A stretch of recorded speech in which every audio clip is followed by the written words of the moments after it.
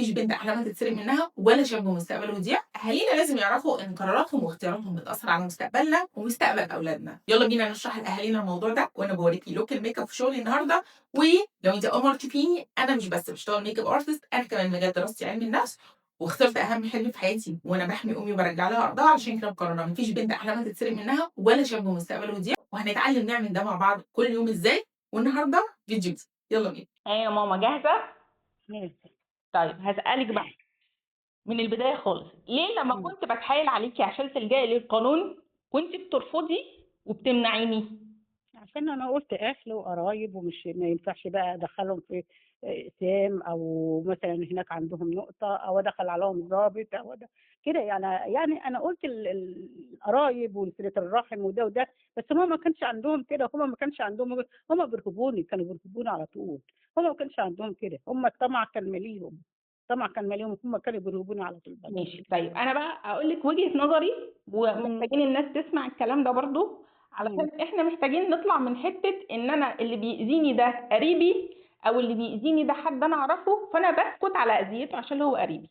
إمم. انت بتحميهم من اللي ممكن يحصل لهم في الدنيا، بس الحقيقة انت بتأذي نفسك في الاخر. انت معتقده ان انت بتحميهم بس انت بتاذي نفسك. هشرح لك ليه.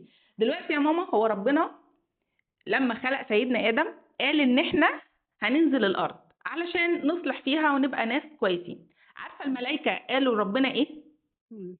الملائكه اعترضوا وقالوا لربنا اتجعل فيها من يفسد فيها ويسفك الدماء ونحن نسبح بحمدك ونقدس لك. يعني الملائكه كانت شايفه ان احنا هنكون سبب في الفساد في الارض. فدلوقتي احنا مطلوب مننا ان احنا ولا نساعد ان الارض تبقى فيها فساد ولا يبقى فيها ظلم، ولا احنا نعمل ده. وحتى لو احنا مش هنعمل ده، يعني حتى يا ماما كنت دايما بتقولي لي احنا ملناش دعوه بغيرنا، احنا بس مش عايزين نأذيهم. ما انت لما ما بتأذيهمش كده انت بتساعدي ان الانحراف يزيد، بتساعدي ان الفساد يزيد. لان طبعا دول لما اعتدوا عليكي وسرقوا ارضك، في لقيتي، وانا حذرتك قبل كده وقلت لك يا ماما هتلاقي اللي بيعمل معاكي كده تاني، علشان الناس بتتعلم من بعض الفساد، صح؟ صح، صح. تاني مرة لما انا لحقتك وعمليتي باظت، كنت انا محذراكي وقايله لك يا ماما ده هيحصل معاكي تاني. لان احنا درسنا في علم النفس في حاجة اسمها، مش هقول لك دلوقتي المصطلح، بس بالبلدي كده الناس بتتعلم من بعض السلوكيات كلها، سواء الحاجة اللي عملوها غلط او الحاجة اللي عملوها صح. انت لما اعتدوا عليكي قبل كده وسرقوا ارضك، الشخص التاني اللي جه عمل معاكي كده اتعلم منهم. ولو أيوه، انا ما أيوه، كنتش أيوه، صح، أيوه، أيوه، أيوه، بقوا يتعلموا من بعضهم، بقوا اتعلموا من بيتكلموا مع بعضهم. بعضهم. وتالت مرة لما انا قررت اطلع لايف إمم. وقررت ان انا اثبت الواقعة علشان ارجع لك حقك، كنت متأكدة ان لو احنا ما عملناش كده ده هيحصل تاني وتالت معاكي. هيحصل تاني، هم كانوا بيرهبوني، ما كانوا مش هيدوني حاجة، هم بقى إيه، خلاص إحنا نرهبها ونعملها وتعيط لها شوية وتخاف شوية وتجري، لما يكون فرخة وبيهشوها. تمام. طيب حسبنا الله ونعم الوكيل، دلوقتي حسبنا انت الله ونعم فضلت الوكيل. سنين مظلومه، وفي ناس كتير جدا اتظلمت برضو لان ما كانوش يتجرأوا يعملوا حاجه وياخدوا حاجه، لان هم شافوكي اتضربتي واتهددتي بالاكل. فالناس لما بتشوف ده، الناس الغلبانه البسيطه بتتعلم. فكده بسكوتك شاركتي ان يبقى في ظلم في الارض. انا عارفه ان ممكن تكوني ما فكرتيش في الموضوع ده قبل كده، بس صدقيني لو ما كنتيش فعلا سمعتي كلامي ولجأنا للقانون، انا وانتي كنا هنتحاسب قدام ربنا. لان سكوتنا على الظلم ده فساد في الارض. فاي حد دلوقتي بيسمعنا او يشوفنا، او انتي نفسك يا ماما لما اخدتي الارض، مش عرفتي بعد كده ان في ناس اتشجعوا وهم كمان اخدوا حقوقهم؟ أيوه، أيوه، كتير، كتير، التوعية نزلت، التوعية نزلت، صح. يعني كان أيوه التوعية نزلت، احب ما اقول كده. لك بقى ان انت غير بقى انك خدتي ارضك، احب اقول لك ان انت اصلا قدام ربنا انت هتتجازي خير على انك اصلا شجعتي الناس دي ان حقهم يروح لهم، شجعتيهم ان هم ما يتظلموش، وعرفتيهم ان لا، انا خدت حقي وانتوا تقدروا تاخدوا حقوقكم. كتير والله في البلاد اللي حوالينا القرية بتاعتنا كتير يعني شجعوا البنات، شجعت يعني كده، هنعمل زيها، احنا هنعمل زيها. بس ده اللي انا بقى عايزه اوصله لك النهارده في الفيديو ده، واوصله للناس ان سكوتك على الظلم في البدايه علشان هم قرايبك واهلك، ده مشاركه منك في الفساد في الارض، وان الظلم ينتشر في الارض. ده كنت هتتحاسبي عليه قدام ربنا. واي حد موافق على ان يكون في فساد او ظلم حتى لو بالسكوت، هو هيتسأل عليه. طيب تعرفي ان الناس اللي انت لجأت لهم قبل كده وكنت بتعيطي لهم وكنت طول الوقت تقولي لي اصل انا مش عارفه قريبي فلان وعلان ومش عارف مين، ياه ياه، كنت اخد لهم الورق، لا ده الورق زور، ده المحامي ضحك عليك وخد 100,000 ما منك حدش محاميين فيهم برضه يا ابن نصرك، الحلال. ما حدش لا فيهم لا نصرك. لا لا لا لا، كنت اروح طيب هنا واعيط هنا واعيط هنا، حسبنا الله ونعم الوكيل. هم لو سامعيني او اي حد سامعني ان شخص مظلوم يلجأ لك وانت ترفض انك تساعده، ده سؤال مباشر من ربنا ليك واختبار ليك في الارض انك هتنصر المظلوم ولا لا. تعرفي ان كل اللي انت رحت لهم دول سقطوا في الاختبار اللي ربنا كان باعته لهم عن طريقك. والله انت كنت والله اختبار. حسبنا الله ونعم الوكيل، حسبنا الله ونعم الوكيل فيه. ده واحد منهم يقول ده هي صعبانه علينا، طب صعبانه عليكم، طب انصروني، انصروا الحق، انصروا الحق، حسبنا الله ونعم الوكيل فيه. الناس حسبنا دي الله. اختارت ان هم يريحوا دماغهم في الدنيا، في حين ان ده كان سؤال مباشر من ربنا ليهم علشان يشوفهم هيفسدوا في الارض ويساعدوا عن الظلم ولا لا. فانا مش عايزه اطول عليكي وعلى الناس عشان احنا كده طولنا النهارده. بكره هسالك سؤال تاني وهنتعلم حاجه جديده. بس النهارده كان لازم افهمك يا ماما ان من البدايه ما كانش ينفع تسكتي، لان ربنا اختارك انتي علشان يديكي الاختبار ده ويديكي الحاجة اللي انت عانيتي منها علشان عارف انك تقدري تاخدي حقك. وحتى لو انت ما تقدريش تاخدي حقك ربنا مديكي ولاد، يعني انا اللي جبت حقك صح. ما انا اتوصلت، ما انت اتوصلتش، ما انا غلطتي يا اسماء اللي ما اتواصلتش معاكم بقى وحكت لكم وكلمة. انا كنت ماشيه بالفطره، ما هو فطره ربنا الفطرة دي الاول بقى اللي بتاعت احنا عايزين، الفطرة دي اللي عايزين نغيرها عندك وعند كل امهاتنا واهالينا.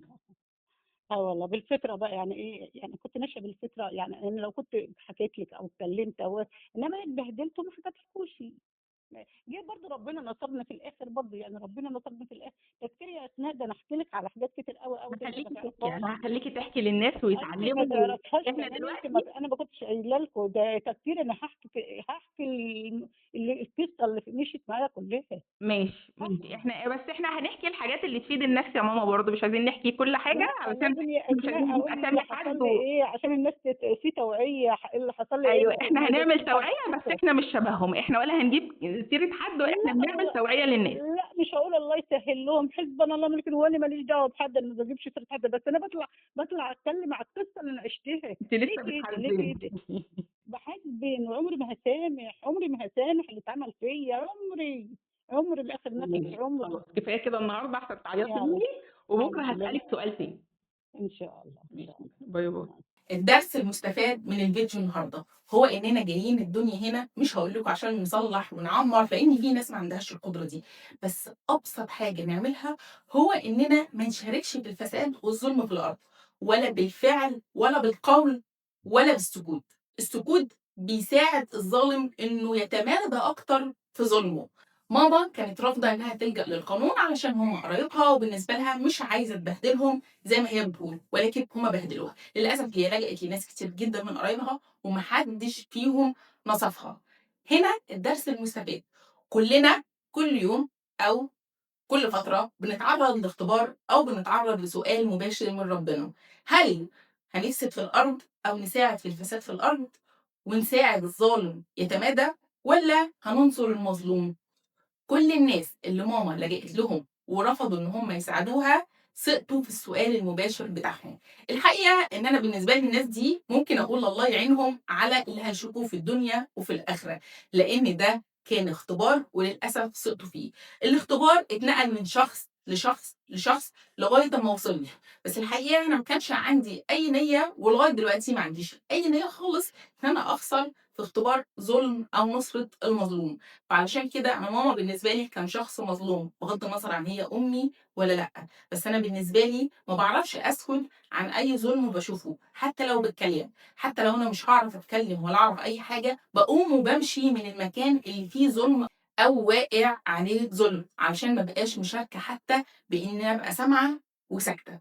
فالسؤال المباشر اللي بيجيلك او بيجيلك علشان تنصري او تنصر مظلوم لازم تبقى مركز فيه كويس قوي عشان تنجح فيه وتعديه. الفيديو النهارده بيوصل لكم الرسالة دي، احنا وجودنا في الأرض عشان نمنع أي ظلم أو فساد في الأرض، ولو دي أبسط وأقل حاجة نعملها فلازم نبقى مركزين قوي إن احنا نعملها. وفي ناس تانية بتقدر تجيب حق المظلوم، بس على الأقل ما تشاركش بسكوتك في إنه يتظلم. فالنهارده كان فيديو جديد علشان نقدر نخلق المساحة الآمنة لينا ولأولادنا ولأهالينا، وما حدش فينا يتعرّض إنه يخسر أحلامه أو يخسر مستقبله وهو بيدافع عن حد قريب أو عزيز عليه. محتاجين نبني مع بعض الأساس اللي هيخلّينا عايشين في بيئة ومساحة آمنة. دمتم بخير، أشوفكم على خير بُكرة إن شاء الله في حاجة جديدة ودرس جديد، والفترة الجاية مع بعض هنتعلم حاجات كتير جدًا في علم النفس الجنائي هتخلّينا نقدر ننقذ نفسنا وننقذ اللي حوالينا بالعلم، لإن العلم هو الأداة اللي هنقدر نستخدمها ضد الجهل وعدم الوعي اللي ورثناه. فدمتم بخير، أشوفكم على خير بُكرة إن شاء الله.